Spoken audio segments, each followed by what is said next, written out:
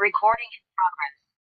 Assalamualaikum warahmatullahi wabarakatuh. Perkenalkan, nama saya Maina Putri dengan CP 164 dari Universitas Andalas PGRI, jurusan Teknik Industri. Di sini saya akan menjelaskan tentang navigasi UDU. Nah, sebelum itu, navigasi UDU itu apa sih? Navigasi dalam UDU merupakan bagaimana pengguna berinteraksi dengan perangkat lunak ERP. UDU sendiri adalah sekumpulan perangkat lunak manajemen bisnis yang meliputi CRM, e-commerce, penagihan, akuntansi, manufaktur, gudang, manajemen proyek, dan manajemen stok. Navigasi UDU adalah bagaimana cara pengguna dapat mengakses dan menggunakan fitur dan modul yang terdapat pada UDU itu sendiri. Navigasi UDU yang pertama itu ada database.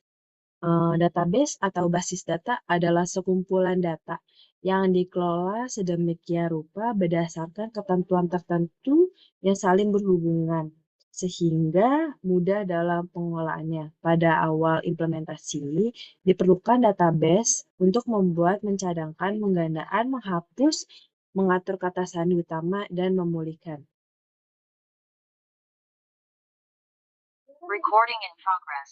Saya akan menjelaskan cara atau langkah-langkah dalam membuat database pada UDU. Yang pertama-tama itu kita harus login ke dalam localhost UDU kita sendiri. Terus kita create database, kita isi master passwordnya yang didapat pada saat awal kita penginstalasian UDU. Database-nya kita namakan admin. Email itu admin. Mungkin nih kita kasih nama database-nya mungkin contoh satu ya. Contoh satu. Admin, passwordnya admin. Admin, phone number kita kosongin, language-nya kita pilih English, country-nya kita pilih Indonesia.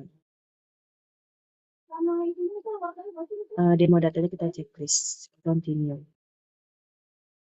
Karena dalam membuat database ini memerlukan beberapa waktu, oleh karena itu videonya saya percepat. Recording in progress.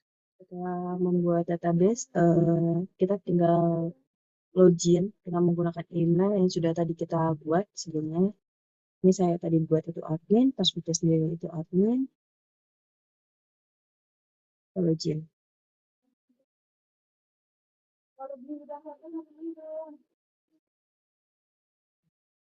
Karena login juga membutuhkan beberapa saat, oleh karena itu videonya saya percepat. Recording in progress. Setelah pembuatan database, ini merupakan tampilan awal setelah membuat database itu sendiri. Selanjutnya itu saya akan menjelaskan tentang view chart.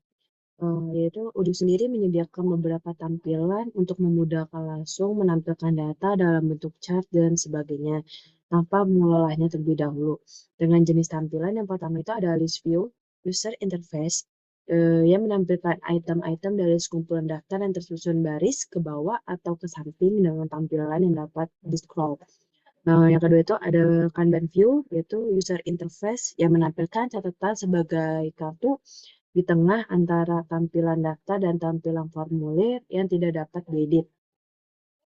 Yang ketiga itu ada pivot table view, yaitu untuk merangkum, mengelompokkan, mengeksplorasi, mempresentasikan, menghitung, dan menganalisa data. Kita bisa memanipulasi dan mengubah layout atau tampilan data sesuai dengan kebutuhan kita.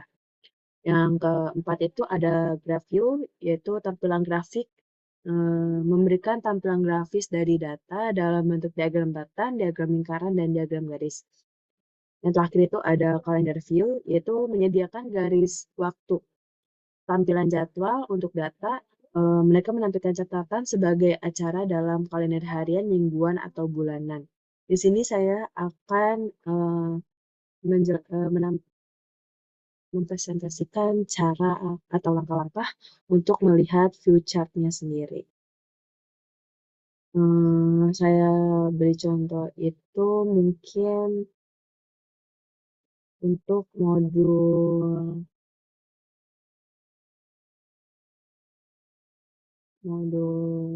inventory,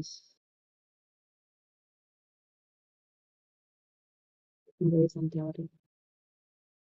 Ini kita aktif dulu. Hmm, Karena ini juga membutuhkan beberapa waktu, oleh karena itu saya akan mempercepat videonya. Selanjutnya, saya akan menginstal modul purchase.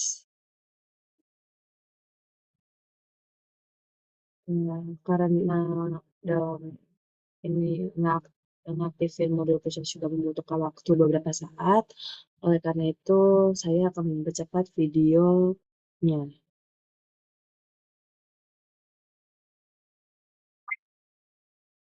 Untuk view chart-nya itu saya bakal mencontohkan pada modul purchase. Hmm,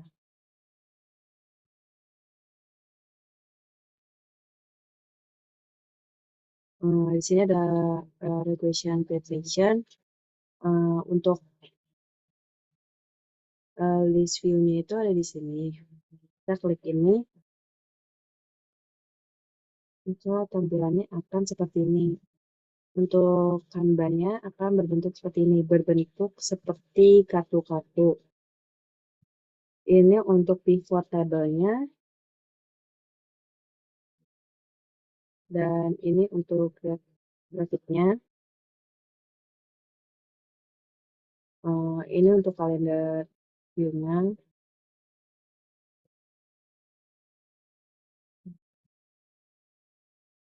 Lalu ini untuk activity-nya. Selanjutnya, saya akan menjelaskan tentang cara aktifin developer mode.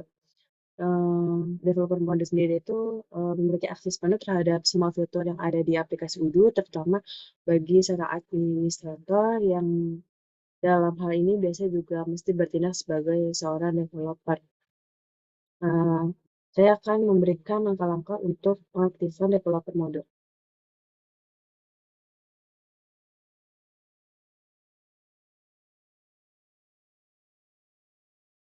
Yang pertama itu kita klik ini, terus kita pilih setting, nah terus kita scroll sampai ke bawah, sampai ketemu activate the developer mode. Kita tunggu sampai muncul tanda kumbang.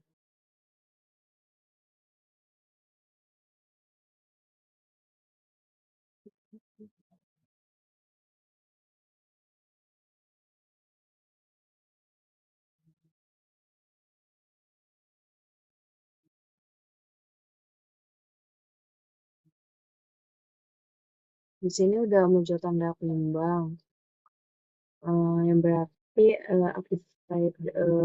developer modenya itu udah aktif. Selanjutnya, tapi untuk beberapa saat mungkin bisa ditunggu untuk loadingnya.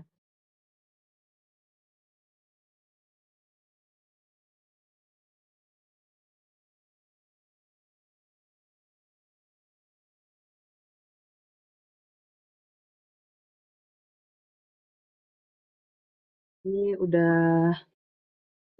udah aktif ya. Bisa dilihat ini tampilan untuk developer modenya.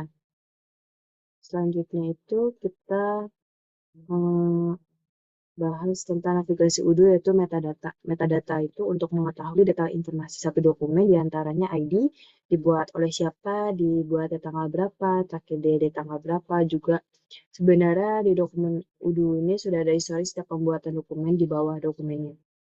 Di sini saya akan menjelaskan tentang pembuatan metadatanya sendiri.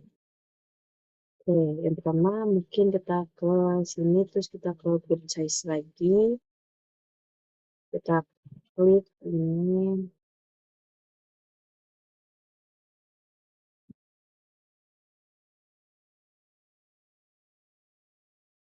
Kita print dulu. Nah, ini.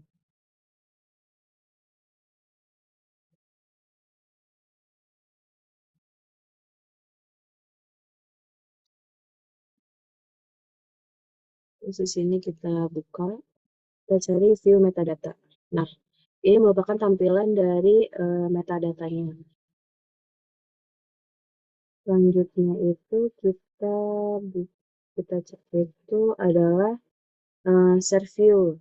Jadi filter UDU yang digunakan untuk melakukan pencarian, filter, dan grouping data pada suatu model yaitu search view. Tidak bisa berdiri sendiri, biasanya digunakan bersama dengan view atau template lainnya.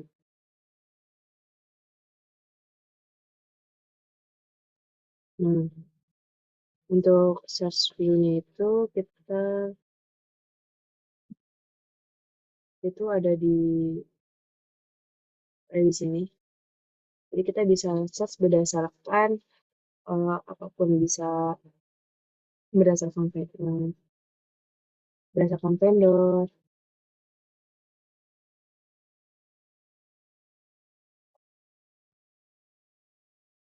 Nah, nih kalau berdasarkan vendor kita search, terus ntar bakal muncul vendor-vendor. Kan di sini contohnya itu ready-made. Makanya vendor yang bernama ready-made itu bakal muncul. Terus selanjutnya itu ada navigasi UDU yang bernama filter dan goodbye. Filter sendiri itu menyaring data yang banyak agar mudah dalam mencari atau mengkategorikan atau juga mengelompokkan data berdasarkan apa yang kita inginkan. Kalau group by sendiri itu menghasilkan kelompok data dengan menghilangkan data yang sama dalam satu tabel. Kalau filter ini di sini kita bisa kita order date-nya berdasarkan misal kita contoh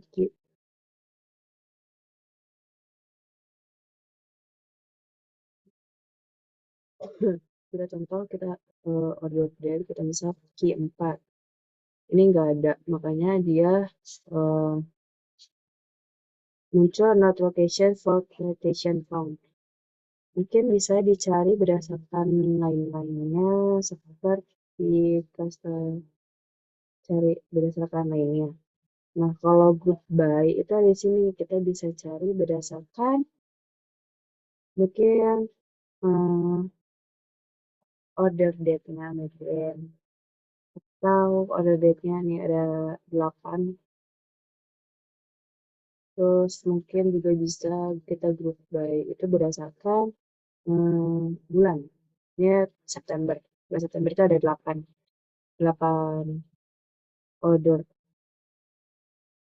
date. Nah, selanjutnya itu kita ke date formation dan separator. Itu secara default date format UDU sebelum dilakukan konfigurasi atau berdasarkan MMDDY fungsinya untuk mengubah format tanggal sesuai ketentuan perusahaan. Selain itu juga bisa mengubah separator di antara separator untuk nilai uang yang ingin diubah. Oke, kita contohin itu kita ke setting. Terus ini ada translator, itu kita pilih language. Nah, kita cari yang Indonesia. Ini udah kita isi formatnya sesuai dengan kebutuhan kita. Setelah itu kita aktif. Nah, kita add.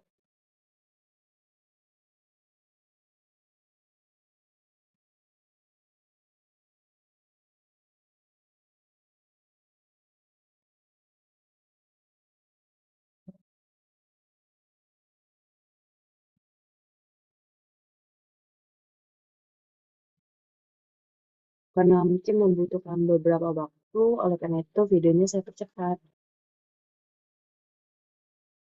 Nah, setelah bahasa Indonesianya udah sukses diinstal, kita bisa klik yang switch to Indonesian atau bahasa Indonesia.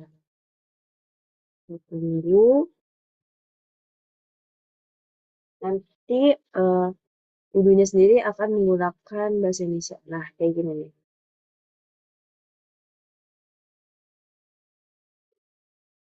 Em, Kayak misalkan ini modul purchase, jadi berubah menjadi modul pembelian. Seperti itu.